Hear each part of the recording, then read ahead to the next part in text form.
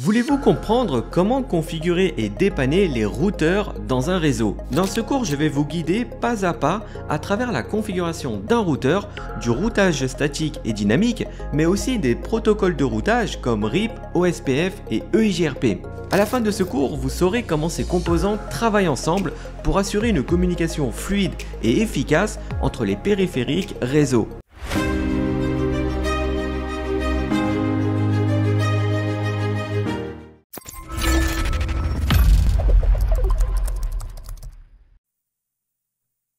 Dans ce cours, nous allons configurer une connectivité entre deux PC qui passent par un routeur. Pour commencer, on se connecte sur le routeur et on lui configure l'adresse IP 192.168.1.254 avec un masque de 3x255.0 sur son interface 00 et l'IP 2.254 pour l'interface 01. On s'assure de bien monter les interfaces avec la commande No Shutdown. Nous avons donc le réseau 192.168.1.0 à gauche et le réseau 2.0 à droite. Si on lance la commande ipconfig sur le PCA, on voit qu'il porte l'IP 1.1 et que la passerelle par défaut est bien l'IP de l'interface 00 du routeur. Du côté du PCB, il s'agit de l'IP 2.2 avec comme passerelle par défaut l'interface 01 du même routeur. Maintenant, si on lance la commande show IP route sur le routeur, on voit bien nos deux réseaux, la 1.0 et la 2.0, qui lui sont directement connectés. Admettons que le PCA souhaite communiquer avec le PCB. Tout d'abord, il va préparer un paquet IP à destination de la 192.168.2.2. Comme le PCA se rend compte que cette IP ne fait pas partie de son propre réseau, alors il l'envoie directement à sa passerelle par défaut, c'est-à-dire l'adresse 192.168.1.254 qui correspond à l'interface 00 du routeur. Quand le routeur reçoit le paquet, il vérifie l'adresse IP de destination et analyse sa table de routage. Comme l'adresse IP 192.168.2.2 correspond bien au réseau 192.168.2.0, le routeur retransmet le paquet directement sur son interface 01.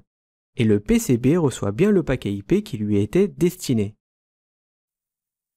Maintenant que nous avons vu comment fonctionnait un routeur, on va se pencher sur sa configuration, et principalement sur la méthode routeur on a stick, c'est-à-dire avec des sous-interfaces.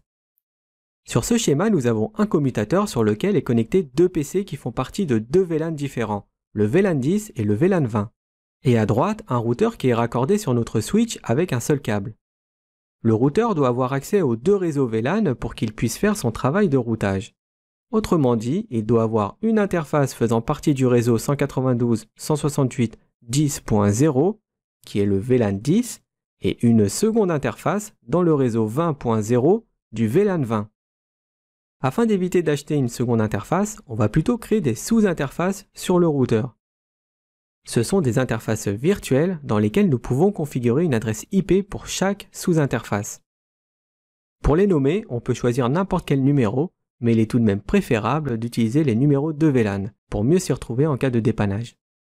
Une sous-interface 0.10 pour le VLAN 10 et 0.20 pour le VLAN 20. Voyons maintenant comment les configurer. On va commencer par monter l'interface physique 00 du routeur en faisant un no-shut. Ensuite, on va rentrer dans le mode de configuration de la sous-interface 0.10.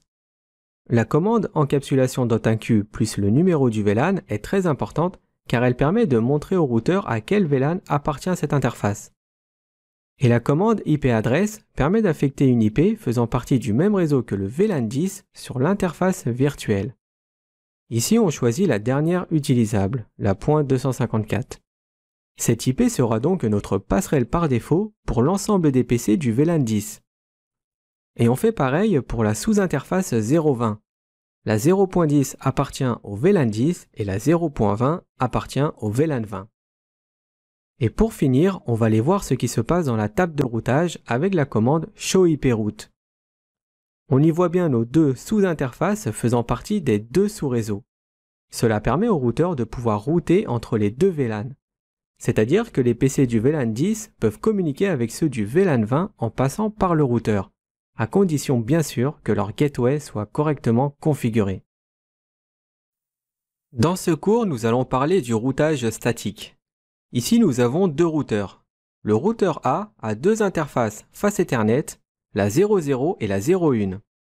Le réseau 1.1.1.0 a été configuré sur la patte 00 et le réseau 5.5.5.0 est du côté de l'interface 01. Le routeur B a lui aussi deux interfaces face Ethernet. Le réseau 2.2.2.0 est du côté de la patte 00 et on retrouve le même réseau que le routeur A sur son interface 01. La point 1 du côté du routeur A signifie que la patte Ethernet 01 porte l'IP 5.5.5.1 et le point 2 du côté du routeur B correspond à l'IP 5.5.5.2. Contrairement à un commutateur, sur un routeur, on configure une adresse IP unique sur chaque interface. Et chaque interface d'un même routeur doit appartenir à des réseaux différents. Par contre, à l'autre bout de chaque interface, il doit y avoir le même réseau. Ici, chaque routeur contient dans sa table de routage deux entrées. Ce sont les réseaux qui lui sont directement connectés. Si vous regardez bien la table de routage, le routeur A n'a aucune connaissance du réseau 2.2.2.0 qui se situe derrière le routeur B. Et inversement, le routeur B ne connaît pas le réseau qui se situe à l'autre bout. Alors comment faire pour que les deux routeurs prennent connaissance de ces deux réseaux? Eh bien, il y a deux façons pour leur faire apprendre. Soit par le routage statique, ou bien par le routage dynamique. Si vous utilisez un routage statique, vous devrez tout faire par vous-même.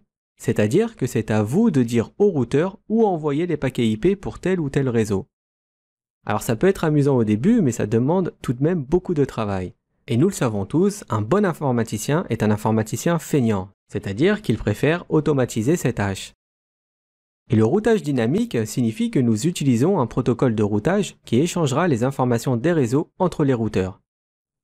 On va commencer par voir la configuration de route statique. Sans routage, le routeur A ne peut pas joindre le réseau 2.2.2.0 qui est à l'autre bout. Admettons que nos routeurs soient sortis d'usine, on va les configurer entièrement. Tout d'abord, on se connecte sur le routeur A et on accède au mode de configuration globale. Ensuite, je configure l'adresse IP 5.5.5.1 sur l'interface 01 et l'adresse 1.1.1.254 sur la patte 00. N'oubliez pas de faire un no-shot pour monter les interfaces. Et je configure aussi les IP du côté du routeur B. Avant de configurer notre route statique, on va aller regarder les tables de routage des deux routeurs en faisant un show IP route. Par défaut, un routeur ne connaît que ces réseaux qui lui sont directement connectés. C'est pour ça que le routeur A ne voit que deux réseaux. Et le routeur B lui aussi voit deux réseaux. Pour le moment, le routeur A n'a aucune idée pour joindre le réseau 2.2.2.0 car il n'y a pas d'entrée dans sa table de routage. C'est pourquoi nous allons créer une route statique pour indiquer au routeur A comment joindre le réseau derrière le routeur B. La commande iproute permet de créer une route statique. Le réseau 2.2.2.0 est le réseau que nous voulons atteindre à partir du routeur A. L'adresse 3x255.0 est le masque de sous-réseau du réseau qu'on veut atteindre. Et l'adresse 5.5.5.2 est ce qu'on appelle l'adresse IP du saut suivant. Il s'agit de l'adresse où nous voulons envoyer le trafic.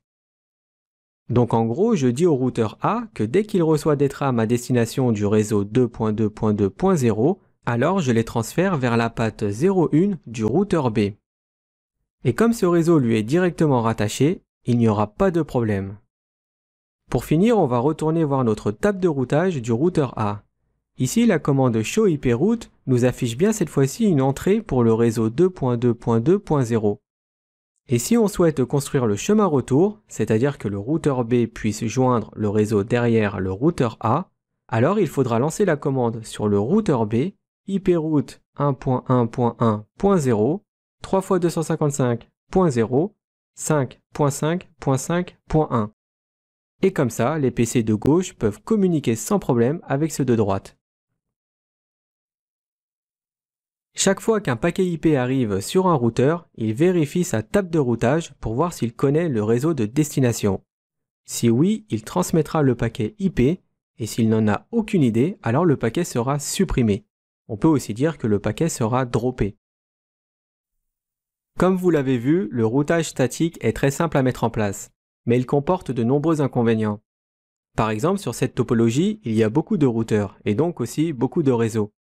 Si je veux que l'ensemble de ces routeurs puissent communiquer entre eux, je vais devoir configurer beaucoup de routes statiques. Et si un des liens tombe, je devrais modifier mes routes manuellement pour que mon trafic puisse emprunter un nouveau chemin. C'est pourquoi cette topologie serait plus appropriée pour du routage dynamique.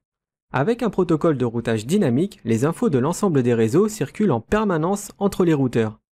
L'avantage, c'est que si un lien tombe entre deux routeurs, alors il se mettra à jour automatiquement pour trouver un nouveau chemin. Il existe différents types de protocoles de routage. Sur cette topologie composée que de routeurs, nous avons des systèmes autonomes. C'est ce qui est représenté dans le nuage. Ici, nous avons l'AS10 à gauche et l'AS20 à droite. Un système autonome est un ensemble de routeurs qui appartiennent à un seul domaine administratif. Par exemple, votre réseau d'entreprise pourrait être un système autonome. Votre fournisseur de services Internet dispose de son propre réseau qui est lui aussi un autre système autonome. À l'intérieur d'un système autonome, les protocoles de routage qui circulent sont de type IGP. Les protocoles de routage OSPF et EIGRP sont des protocoles de routage internes. Entre les systèmes autonomes, on y trouve des protocoles de routage externes qui se prénomment EGP. Dans un type EGP, on n'utilise qu'un seul protocole de routage sur Internet. Il s'appelle BGP. Pour l'instant, on va rester sur le type interne car les protocoles de routage externes ne font pas partie du CCNA. Voici une nouvelle topologie avec un système autonome dans lequel il figure plusieurs routeurs. Le PC de gauche fait partie du réseau 192.168.10.0 avec un masque en /24. Et le serveur de droite est dans le réseau 192.168.20.0. Le PC de gauche voudrait atteindre le serveur de droite et la question qu'on pourrait se poser, c'est quel chemin va-t-il emprunter avec tous ces routeurs au milieu? Eh bien, tout dépend du protocole de routage que l'on va utiliser. Que ce soit OSPF ou EIGRP, ils ont tous les deux une vision différente pour déterminer le chemin le plus court pour aller de la source à la destination. Les deux protocoles déterminent le meilleur chemin en utilisant ce qu'on appelle des métriques. Par exemple, OSPF utilise le coût comme métrique, c'est-à-dire qu'il va examiner la bande passante de l'interface pour choisir le chemin le plus rapide. Il préférera utiliser un lien de 100 mégas qu'un lien de 10 mégas. Et EIGRP, qui est propriétaire Cisco, lui utilise plusieurs métriques. Il va examiner la bande passante ainsi que le délai de l'interface. Et si on veut, on peut même rajouter la charge et la fiabilité de l'interface comme métrique. On verra ça plus en détail dans les cours consacrés à OSPF et EIGRP. Il faut juste garder à l'esprit qu'une métrique permet au protocole de routage de déterminer le chemin le plus court vers la destination. Alors à votre avis, est-ce qu'on peut utiliser plusieurs protocoles de routage en même temps sur un routeur? La réponse est oui, et ça arrive même très souvent, surtout quand deux entreprises fusionnent leur réseau. Pour revenir à notre topologie, le système autonome utilise deux protocoles de routage, EIGRP et OSPF. Le protocole EIGRP indique que le routeur doit envoyer les paquets IP en utilisant le chemin situé en haut. Et OSPF nous dit que le routeur doit envoyer les paquets en utilisant le chemin du bas. Alors tout ça c'est bien, mais nos paquets IP vont-ils passer en haut ou en bas, ou alors sur les deux chemins? Lorsque deux protocoles de routage fournissent des informations sur le même réseau de destination, le routeur doit faire un choix. On ne peut pas utiliser un coup EIGRP et la fois d'après OSPF. Le routeur prendra sa décision grâce à la distance administrative. Plus la distance administrative est faible et mieux c'est. Comme vous pouvez le voir, une route directement connectée a une distance administrative de 0, ce qui est normal puisqu'elle est directement connectée au routeur, donc c'est ce qu'il y a de plus fiable. Une route statique a une distance administrative de 1. Comme c'est quelque chose que nous configurons manuellement, le routeur préférera utiliser une route statique que n'importe quel protocole de routage dynamique. Le protocole EIGRP a une distance administrative de 90 et OSPF 110, ce qui signifie dans notre exemple que les paquets passeront par le haut. Après, si EIGRP est plus fiable que OSPF, c'est surtout parce qu'il est propriétaire Cisco. Il ne nous reste plus qu'à voir les trois classes d'un protocole de routage interne. Dans les prochains cours, on rentrera plus en détail sur les différentes classes. À ce stade, il faut juste savoir à quelle classe appartiennent ces trois protocoles.